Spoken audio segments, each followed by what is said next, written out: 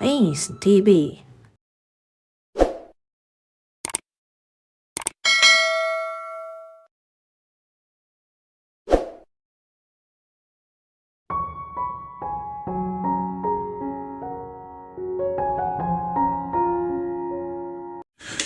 Mahalaga para kay Amanda ang araw na ito. Mahalaga para sa kanilang dalawa ni David. Pero siya lang ang nagbigay ng halaga roon ngayong araw. Sa 5 taon na sineselebrate nila iyon, ngayon lang nangyari na naging ganun kasama ang loob niya tuwing darating ang ika-15 araw ng buwan.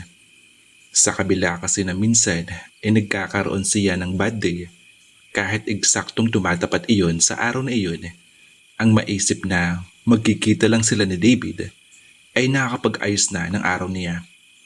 Alam kasi niyang may handang makinig sa kanya, makakaramay kahit naging masama ang araw na iyon. I'm sorry Amanda, hindi ko sinasadyang makalimutan iyon. Immature ba siya para saktan ng kaibigan? Dahil lang sa hindi sumipot sa 5th anniversary sana ng friendship day nila. Siguro nga, pero wala na siyang pakialam. Masyado siyang nasaktan. Iyon ang unang beses na nakalimot si David. Siguro ay magiging magaan pa sa kanya kung isa lang iyon sa mga buwan. Pero anniversary kung maituturing iyon. Pinagmukha siya nitong tanga sa restaurant na dapat ay kakainan nila ng dinner para makapag-celebrate. Ni hindi man lang nito sinasagot ang mga tawag at text niya. Alalang-alala na siya. Pwedeng may paliwanag si David sa lahat. Pero masakit pa rin para sa kanya ang nangyari. Kaya nagawa niya iyon. At ano ang paliwanag mo kung ganun, ha? Si Julia. Ngayon lumabas ang resulta ng board exam niya. At nag-celebrate kami kasama ng pamilya niya. Si Julia. Hindi malaman ni Amanda ang nararamdaman. Masaya naman siya para kay David. Alam kasi niyang masaya ito. Naaalala niya kung papaano lumiliwanag ang mga mata ni David kapag ikinikwento sa kanya ang babae. Tanggap niya si Julia bilang bagong babae sa buhay ni David. Nakilala niya ito at mukha namang mabait. Napapasaya rin ang kanyang kaibigan at sino siya para hindi ito magustuhan. Pero sa kabila niyon, ramdam ni Amanda na may mali. Hindi niya sigurado kung bakit. Pero sa kabila ng kagustuhang maging masaya sa piling ng babae na iyon, may masamang pakiramdam siya sa dibdib. At mas tumitindi pa iyon ngayon. Nagseselos ba siya? Ayaw iyong isipin ni Amanda. Kaibigan lang siya ni David. Ano ang karapatan niya para magselos kay Julia? Aminado rin siya sa sarili na kaibigan lang siya ni David. Hanggang doon lang. Pero bakit ganun ang nararamdaman niya ngayon? Sana valid reason iyon, Amanda. I'm sorry. Our friendship anniversary slipped my mind. Sobra lang talaga ako nasabik sa balita ni Julia. Kaya nakalimutan ko ang tungkol doon. Paliwanag pa ni David. Umiling siya. Alam niyang mali. May paliwanag si David. Pero hindi niya gustong tanggapin. O siguro hindi niya pa kaya ngayon. Sariwa pa kasi ang sakit. Hindi siya ganun kabilis makaintindi ng mga bagay. Lalo na't lubos na nasaktan siya. Isama pa ang kondisyon niya sa kung ano nga ba ang nangyayari sa kanyang damdamin. Pwede mo akong tawagan. Text man lang. Pero wala ni isa kang sinagot sa mga yun. Nakalimutan ko kasi ang phone ko sa opisina. Valid reason iyon, di ba? Pero hindi pa rin niya matanggap. I'm sorry, Amanda. I'm really sorry. Hindi ko gusto ang nangyaring ito. Hindi ko gustong isipin na nasaktan kita. At tinatanggap ko ang ginawa mong pananakit sa akin dahil doon. Naiintindihan ko. Importante ka sa akin. Importante tayo sa isa't isa. Importante rin ang araw na ito para sa akin. Nagkamali ako. Pero mapatawad mo pa rin sana naman ako, di ba? May valid reason naman ako. Please, listen to it. Hindi ganun kadali ang lahat. Lalo na't nahihirapan ako sa kondisyong ito. Isip niya, bakit ako nagkakaganito, David? Bakit ako nasasaktan sa kaalamang mas mahalaga si Julia para sa'yo? Dugtong pa ng isip niya. Hinawakan ni David ang kamay niya. Pero magagawa mo. You have to, Amanda. Lalo na ngayon. At may magandang balita pa ako para sa'yo. Kami na Julia, Amanda. Girlfriend ko na siya. Sa mga sinabing iyon ni David, ay napabitaw siya rito. Isa lang ibig sabihin niyon. Mas mawawala na ng oras sa kanya ang kaibigan. Naalala niya noong nililigawan pa lang nito ang Julia na iyon, ay wala na itong oras sa kanya. Kapag niyayaya niyang lumabas pagkatapos ng trabaho nila, ay palagi itong tumatanggi. Madalas kasi ay buong gabi yata magkausap sa cellphone ng dalawa. Kapag weekends naman, ay pareho silang walang trabaho at hindi rin niya mayaya si David dahil buong araw naman itong gugugulin kay Julia ang weekend. Wala nang oras para sa kanya si David dahil kay Julia. Hindi iyon gusto ni Amanda. Hindi ganun ang kaibigan. Kapag hindi ito abala, palagi nasa kanyang oras nito. Madalas pa nga ay ito ang nag-aaya sa kanya at lumabas para aliwin siya. Dahil kay David, hindi nagnusto pa ni Amanda na humanap na iba pang malapit na kaibigan. Si David ay sobra-sobra na sa isang kaibigan. Nasanay na siya sa palaging nasa tabi lang si David. Pero ngayon ay magbabago na ang lahat. Hindi na lang siya at ang ina ng binata ang mga babaeng importante sa buhay nito. May mas makakahigit na sa kanya. Pakiramdam ni Amanda ay napakamasarili niya para maramdaman ang mga ganung bagay. Pero siguro nga ay tama ang ayaw niyang isipin kanina. Nagseselo siya. Namumutla ang mukha na basta na lang niyang nilayasan si David. Samantala, hindi tuloy ang swimming. Mababakas ang lungkot sa mukha ni Jerome nang sabihin ni Julia na hindi na matutuloy ang pinaplano nilang swimming ngayong araw. Ganon din ang iba pang miyembro ng pamilya niya. Pero kung malungkot ang mga ito, mas malungkot si Julia. Kahit ilang araw pa lang naman ang nakakalipas mula na magkita sila ni David, na-miss niya ito. Weekend ngayon at umaasa siya pati na rin ang kanyang pamilya na makakasama ito. Nakasanayan na nila iyon. Isama pa na ngayon ay may relasyon sila. Pero sa unang Sabado ng relasyon nila ay hindi makakarating si David. Nagplano pa naman sila na magsiswimming pero Sabado ng umaga ay tinawagan siya ni David at sinabing hindi ito makakarating. May kailangan gawin si Kuya David mo eh. Pero sabi naman niya, kung gusto pa rin natin na ituloy ang swimming, walang problema sa kanya. Sabi ni Julia. Ayaw ko. Gusto ko kasama si Kuya David. Sabi niya sa akin, tuturuan niya ako mag-swim. Nagtatampong sabi ni Jerome. Si Kuya Gerald na lang ang magtuturo sa iyo mag-swim. Pag-aalo niya sa kapatid. Nakakabad trip naman si Kuya David. Excited na ako eh. Sa halip ay sabi naman ni Gerard. Pwede pa rin naman natin ituloy ang swimming. Iba pa rin kapag nandyan si Kuya David. Giit ng kapatid. Huwag na lang natin ituloy, Julia. May mga susunod na araw pa naman. Sabi ng kanyang tatay. Day off nito sa trabaho ng araw na iyon. Kaya tamang-tama sana para gumala. Sumang-ayon naman ang kanyang ina. Pinagbihis ng mga ito ang dalawa niyang kapatid na nakahanda na sa outing nang biglang mag-back out si David. Hindi sumunod si Gerard. Bakit daw ba kasi hindi makakarating si Kuya David? Tanong ng kanyang kapatid. May importante siyang kailangang ayusin. Nagkaroon sila ng pagtatampuhan ng best friend niya at... Best friend? Mas mahalaga pa ba iyon kaysa sa atin? Kaysa sa yung girlfriend niya, ate, ha? Hindi nakapagsalita si Julia. Sumubad ang tatay nila. Intindihin na lang natin si David, Gerard. Napakalapit nila ni Amanda.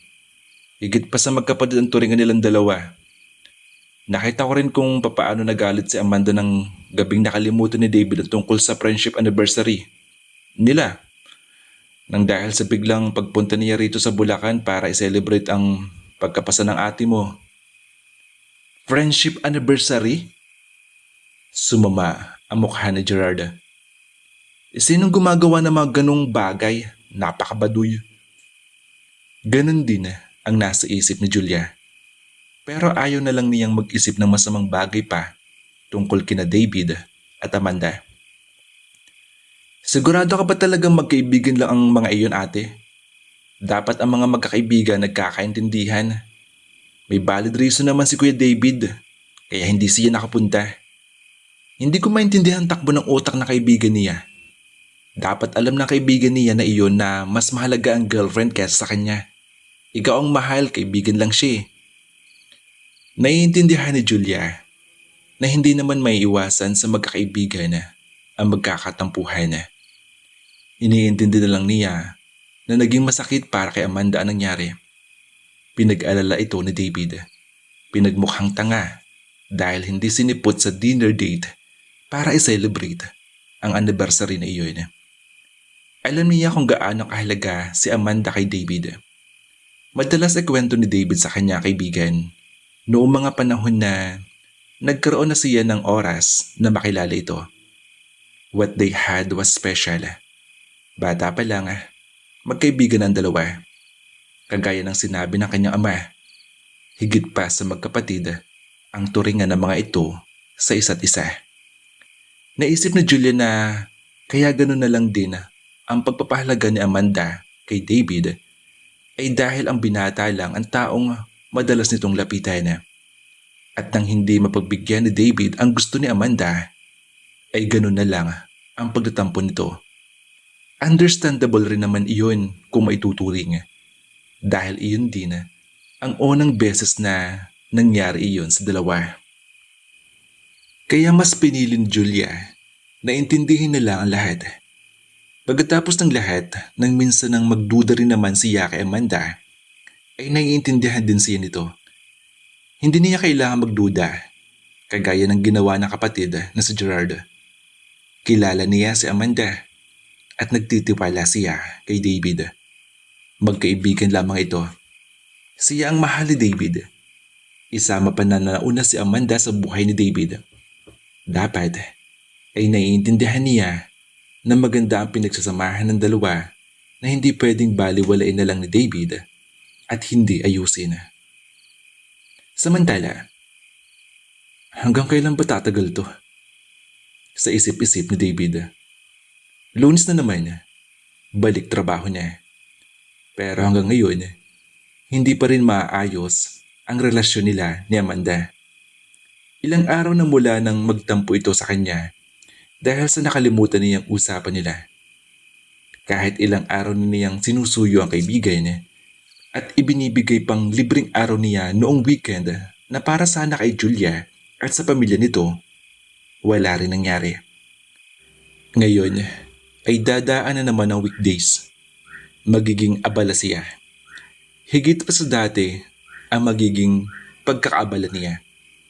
Ngayong kasing linggo ay ang grand opening sa pinakamalaking proyekto ng The Clark's Hotel na pinangungunahan at pinamumunuan niya.